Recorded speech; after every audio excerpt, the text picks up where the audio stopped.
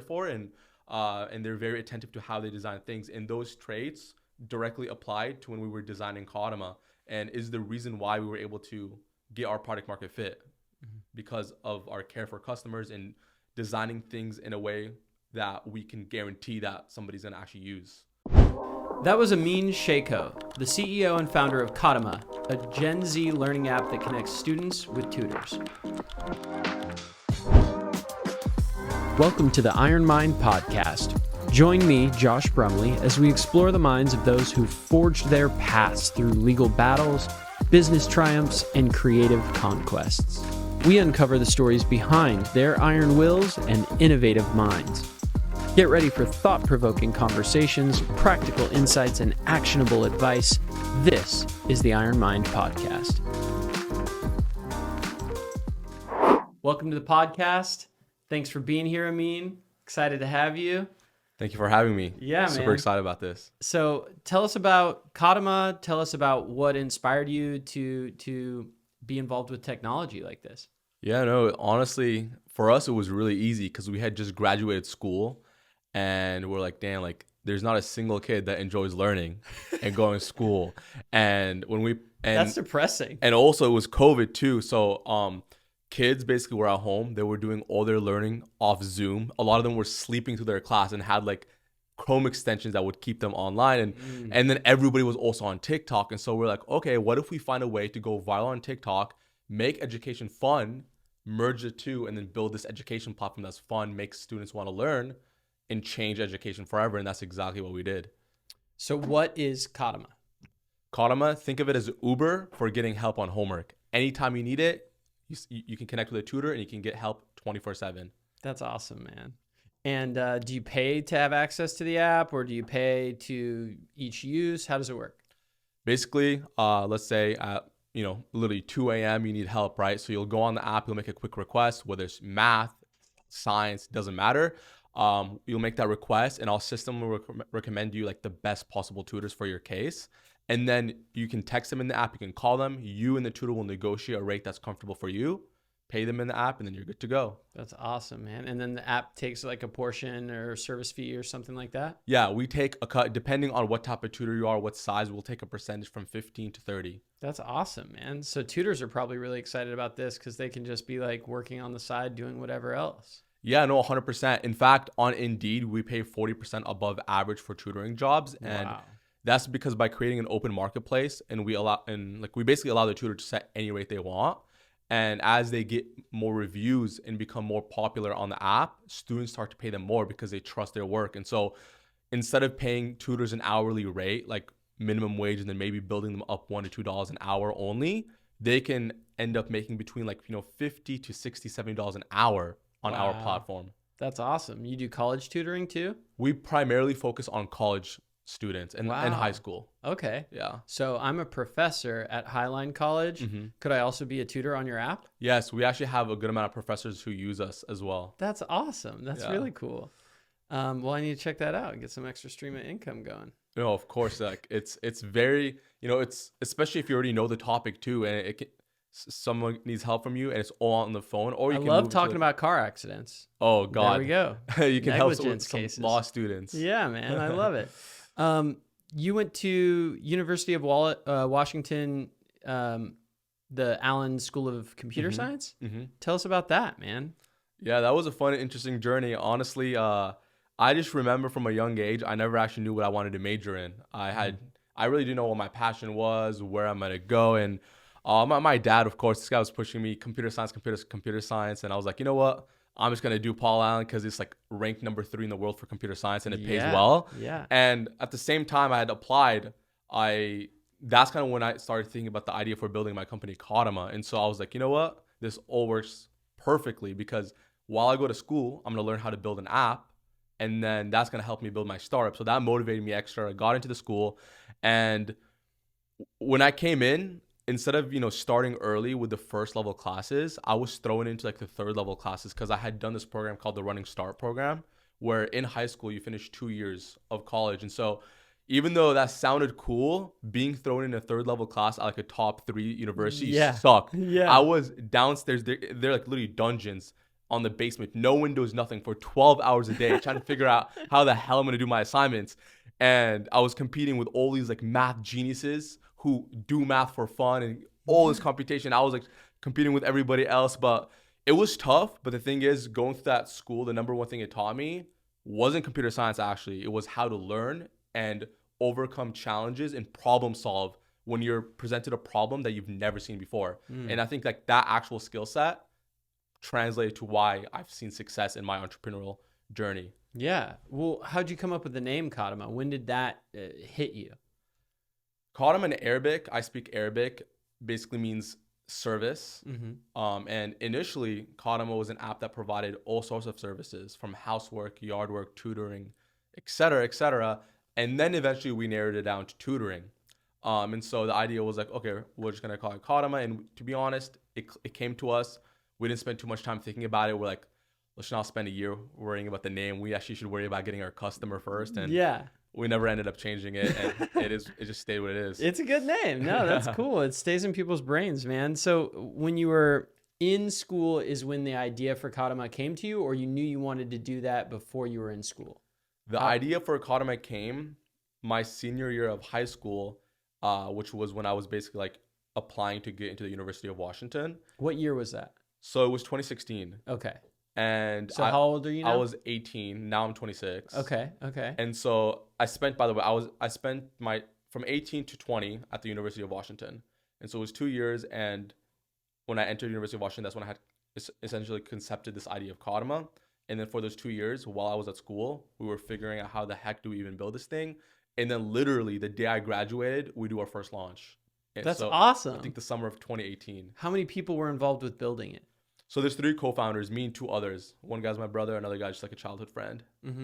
And you guys built everything, just the 3 of you, or you used other people to help, or how did that go?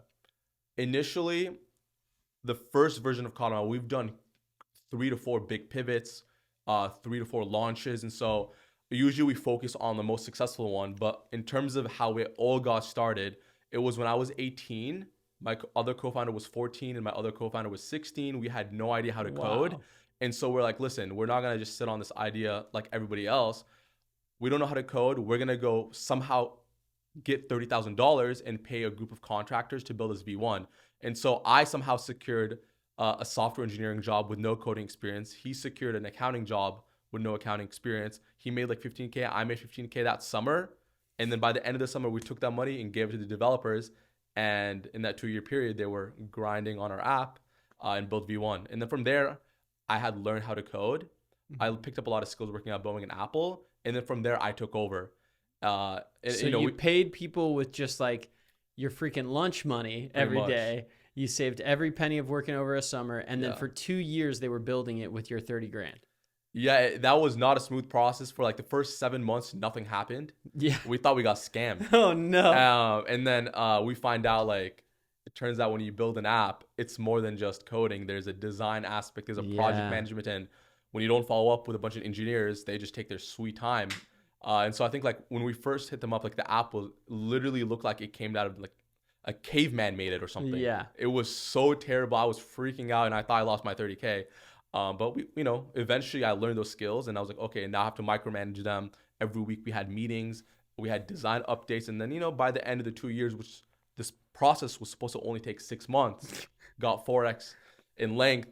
We had something going. It's like building anything, the contractor's like, yeah, it'll probably take me like 6 months. And then 2 years later, they just are starting. Yeah. I can't fully blame them. We were still literally a bunch of kids trying to figure it out. Yeah, that's probably a part of it too. It's a bit of both, but we got it in the end.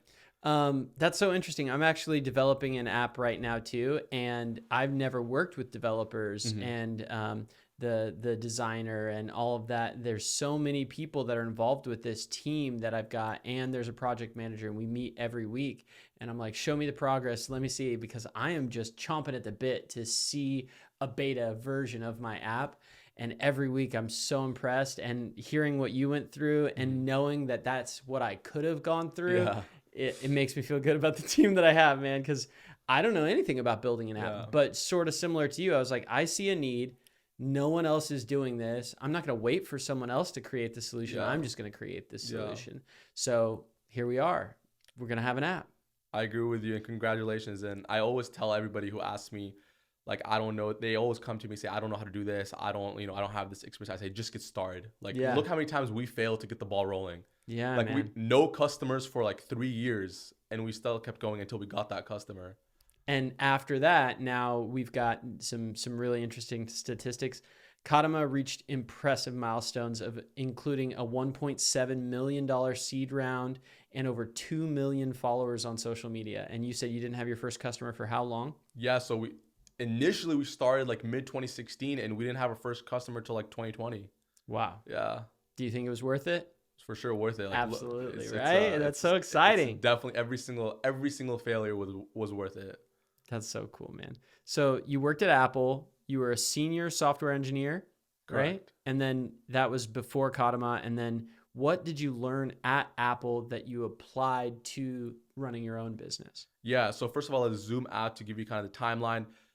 While building Kadama, I essentially ventured out on all these side quests, basically, you can call them. So Side quest. Kadama started in 2016, okay? 2016 to 2018, I was at the University of Washington. 2018, I'm still working on Kadama. I get an offer from Apple. So now I'm working at Apple from 2018 till 2021 while still building Kadama. 2021 was my last, year at Apple because that's when we raised funding for Kadama and we go full time there. Mm-hmm. And so the biggest thing I learned from Apple, Apple was, I loved my every single minute I was there because, working at a company that every single person is impacted by is phenomenal. And what I learned there is attention to detail and really putting customers first. Those two things. Apple, arguably, I'm pretty biased, but I think it's the best designed, they're whether it's hardware or software. I got an iPad right here in front of me, the man. best software you'll ever see, and that's because they truly care about what their customers care for, and they're very attentive to how they design things. And those traits directly applied to when we were designing Kadama, and is the reason why we were able to get our product market fit. Because of our care for customers and designing things in a way that we can guarantee that somebody's going to actually use. Why do you think business owners don't pay attention to what customers want or need? Like what's the purpose? Is it maybe costs? Like I don't understand, because I've always run a business the exact same way you're describing, and it seems like the only way to run a business. Why wouldn't you listen to customers, right? And I don't know why people don't. I try to think of all these other industries. Like the application that I'm developing is not groundbreaking. It's not a new idea. But I reached out to the program that I use in my law firm, and I said, could I pay you to develop an update that is based on my feedback? I'll pay for your engineer's time. You can sell it to other people. I don't give a shit. I just want it to work better for what I'm using it for. And they said no. And I said, well, then why am I paying you at all? I'll just build my own app. And so here we are, 2 months down the road, a really cool design, and, not an actual app yet, but ask me again in 2 years. Yeah. And see, you're thinking the right way. And people like you come in and disturb spaces that haven't changed for years. There's two reasons I would say people don't necessarily listen to their customers or design with that detail. And it depends on where you're at. So I'll speak more on my perspective building a company from zero. But for a company at that size, they're probably already used to their existing processes. They have their existing, cash flow. And so they're either too scared to deviate away, or maybe in their perspective, they're like, this works. Why take the risk? We may not see the value in doing that, so let's just not do it. But for us, initially, like, when you're a founder and you have a brand new idea, whether you like it or not, you will be blinded to an extent by your own vision. Because, you had this idea, you have a dream, and you think that, like, this is the most perfect app ever, right? Every founder will have their own bias to their idea. And so until you actually start throwing it out in the wild and getting feedback from people, it's going to be hard for you to, pivot away from what you initially had, crafted, right? And for example, like, we'd build a brand new feature on the app, right? Like, let's say a new rewards program. And this is something that I've been working on, or you could be working on for like months in time, right? Yeah. Every single day, and now you've been dreaming about it, you're so excited about it, and then you launch it, and then let's say nobody cares about it, right? That hurts because you spend so much time and money and energy into it, and then it doesn't go out well. And so when you do it, for us, we did a few of those kind of scenarios. Like, even though I had worked at Apple and I had known, first go get the data, go ask the customers, then go build, I fell for that bias where I thought I had this perfect idea. I'm gonna go build it, roll it out, right? And so when we got a few of those failures where we would spend so much time, roll it out, and it turns out people didn't care, we realized it doesn't matter how much we love something, doesn't matter if the customer doesn't care about it, then it doesn't matter. And so we're like, okay, well, let's stop coming up with all these ideas on our own first. Let's go talk to the customers, get data from them, figure out everything they like, they don't like, what they want to see. Now take that information and then scope out features. And so once we started doing that, we started seeing more hits with things we would build. And like, that's honestly what took us from, for example, not being profitable to becoming a profitable company. What was an example of something that you got feedback for that you didn't expect people were going to want, that after you implemented it, you're like, oh, this is a good idea. We need to put this out in real life. Yeah. Okay. So for example, one big thing was off the top, like, just using our own biases, we would have initially anticipated like, okay, raising the prices from 15 to 30% for some tutors is going to get a lot of drawbacks, and people are just going to get really mad and they're going to stop using our app, right? And so, well, I guess this is kind of the inverse of what you asked, but it demonstrates that we had this bias of, we can't enact this change because it's going to cause a lot of repercussions. And so a price increase change? A price increase. Got you. But what we didn't realize initially was, it turns out you can actually do a price increase if you somehow build more value through that. As in, if we increase our prices, but we build features that reduce the time wasted for a tutor, that give them students that pay, 3x the amount of an average student, build an experience that makes it easier for them to start conducting their jobs, it turns out that price difference, right, will be negligible in comparison to all the extra benefits that they're going to get. Right. And so the way we thought about this was, we started talking to tutors. We're like, hey, like, we're considering doing this price increase, but how do you think we should go about it? And a lot of them said, you know what, at the end of the day, to me, I just care about what I'm netting, and I have my problems. And so hypothetically speaking, if there was a world where I stop wasting my time with like non-serious students, I don't have to filter through low-paying customers, and I can find high-paying customers, and I still make more money by the end of the month, I don't care what you guys do on your end. Yeah. And so now we were like, okay, well, if we can just figure out how to ensure that tutors are going to get paid more, at equal or more than what they were getting before with this price increase, we can double our revenue, and they can live a better life. And then that realization actually ended up all coming into fruition, and we rolled it out. And the thing is, we could have doubled our revenue, I think 1.5 years before that time. I think this was in mid 2022. Oh, no. We could if we had done this 1 year earlier, we could have done this. Literally, we could have made double the revenue starting 2021. A year but before. Because we had all these assumptions and we just the founder bias. Exactly, right? Yeah. We lost out on it, right? So well, but don't think like that, because you still gained out on it. We still gained, right? Hindsight's 2020, yeah. But you had the foresight to talk to your customers, talk to your clients, get feedback from the people who use the stakeholders. Yeah. And have that feedback, create a thick skin for you and say, well, they don't care about this, they don't care about that. Yeah. Throw those out the window. Those are wasted time. Yeah. Now let's focus on what they do care about and make an app that serves them, not what we think they want. Exactly. That's the biggest thing. That's how you run a business, man. I love it. You were a TED speaker? Yeah. That's awesome. You were on Forbes 30 under 30? Yeah. That's awesome. And you're 26 years old. Yeah. This is crazy, man. You're like maybe one of the most successful people that I've had on this podcast, and potentially one of the top 5 youngest too. Appreciate you. That's really cool, man. That's very inspirational to anyone that's listening to this who so many people work a job that they hate, but that job is a safety net that prevents them from taking the risk of being an entrepreneur. And they might have a great idea, but great ideas are worth $0. Great ideas, everyone's got them. It's the follow through on the great idea that creates value.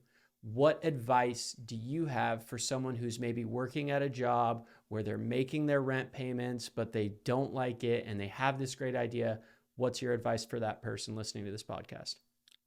See, I think I could give relatable advice because I actually did not leave my job at Apple until I knew I'm going to be financially secure working at Kadama. And so there's 2 ways you can go about it. You can either drop everything in your life and start pursuing it, which may not be feasible for people, let's say, living paycheck to paycheck, for example, right? So that's Mm-hmm. option one. Option two is, I promise you, I don't care who you are, you have time, free time in your schedule. Either you are neglecting that or you're just not organizing your time well. Right. Turns out if you're working that, 9 to 5, you can actually, it doesn't matter how tired you are at the end of the day, you can find a way to create time for you to start working on your startup. And even if it's 30 minutes to an hour every Day. single day, just be consistent with it, because that 1 hour will turn to 7 hours in 1 week, right? Mm-hmm.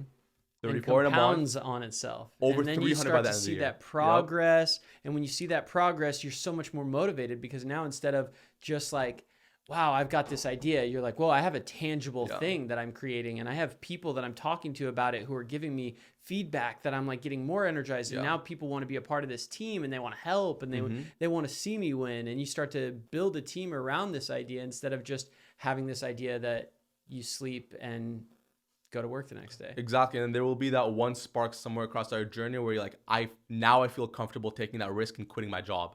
Whether it's like you just secured your first investor, the first $50,000, not even $50,000, $5,000 came in. Mm-hmm. There will be that indicator where you take that leap of faith. We did that. You will for sure do that if you're actually consistent.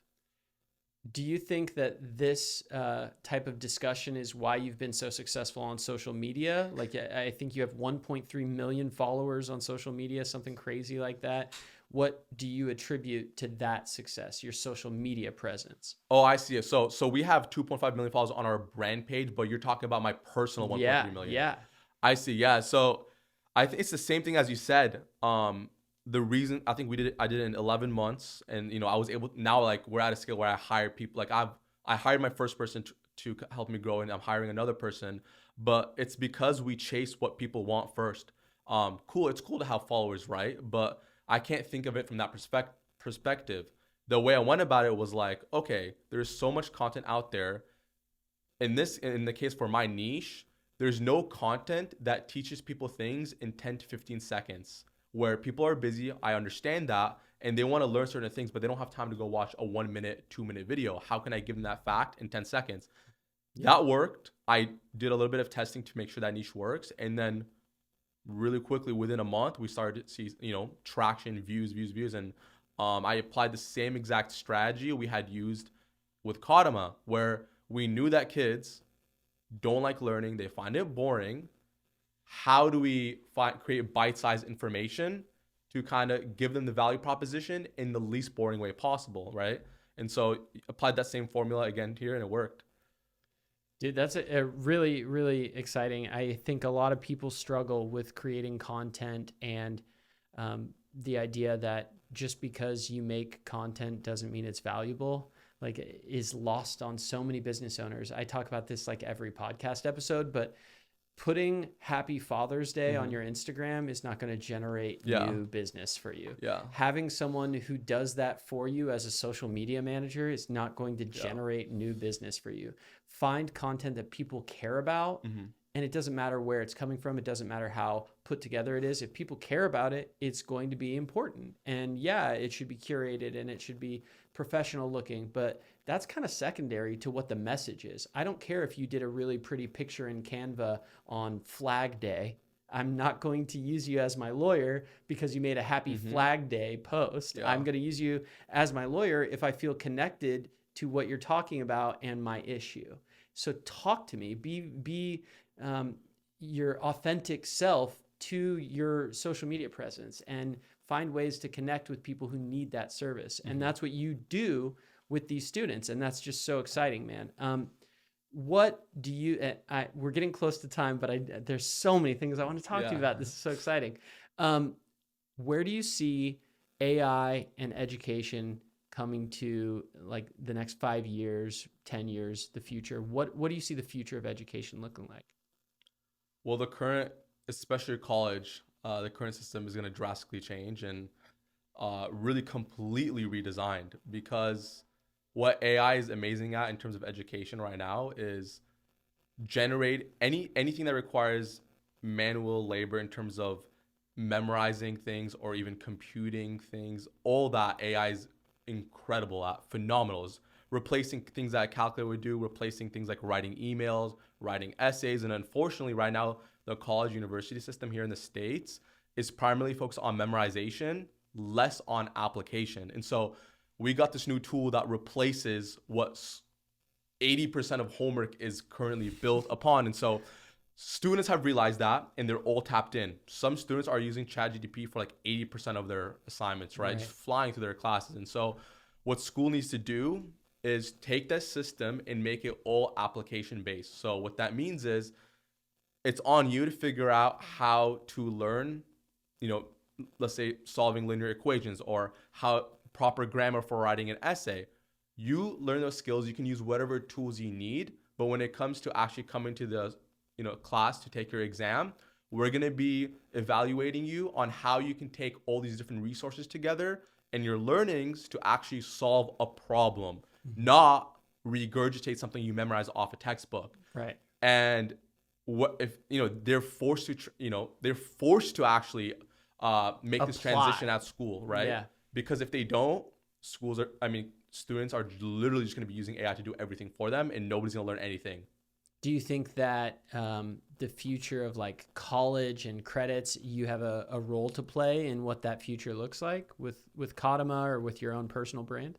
Yeah. And so for us, we know that schools are going to transition to this application type of, grading and curriculum. And so where we've been the best at has been teaching students in learning styles that they understand and find captivating and interesting. And so what we see the world evolving into a hybrid of AI plus human tutoring, where AI will come in, it will help you with the easy to understand stuff. It will even create personalized learning curriculums based on, within 10 seconds running through your entire history of assignments and, weaknesses and strengths. And then tutors will use all that information to have a much stronger understanding of you and be able to dig your learning deeper. Style, your successes, your previous not successes, and can say this is where you have the most room for improvement. And all of that is generated based on a user. Yeah, and so all that is taken, and now human tutors can take all that information and be able to better help students. Whereas beforehand, like, we're human, so let's say we're trying to help with science, but then we forget, like, I don't know, the atomic number of some sort of element, right? And so we have to go to Google, look it up, and then go back and talk to the student. Whereas now, using AI, within a second, I have that information.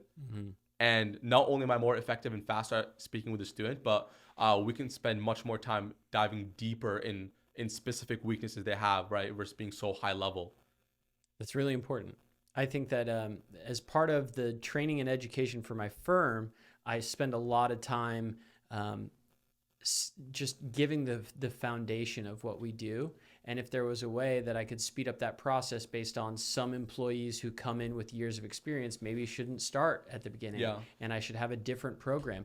But so many law firms don't even have a training program. Yeah. So I'm already ahead of the game with that, but I'm thinking about how could I do better? How could I do more? Yeah. And that's why I'm going to be a leader in this industry for many years. Yeah, and to give you an example, or just a quick example, like solving derivative in math, for example, right? It's a step-by-step operation. A student can make a mistake anywhere from step 1 to like step 7, for example. Traditionally, a tutor will have to like sit from the very beginning and figure out, watch you solve it until they see where you make a mistake. But now with AI, we can literally like pass through all your solutions through to an AI. It will create a pattern, a trend, and figure out where you've been making mistakes. And it can directly communicate that to the tutor, saying they always start making a mistake at step 3.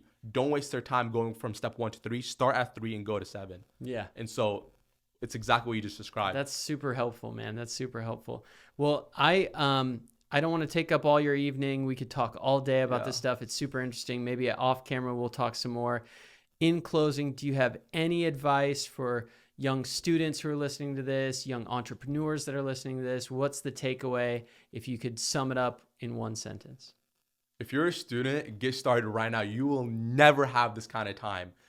Drop those extra parties you're going to, that, hang out with your friends. You can still do that, right? You still need to care about your mental health. But that's the time you get started. You will regret it 100% if you don't get started. For any other entrepreneur, honestly, whether you're working, it doesn't matter what you have. Find 30 minutes every single day. Start working. It doesn't matter if you are clueless, because I was clueless and so was every other entrepreneur. Airbnb, Absolutely. Twitter, everybody else. Absolutely. Man, thank you so much. I really appreciate your time today. I hope you have a good trip. You're getting ready to leave town. Thank you so much for making the time on your way out of town. Amin, you've been a pleasure, man. Thank you so much. Thank you so much for having me. All right. Thank you.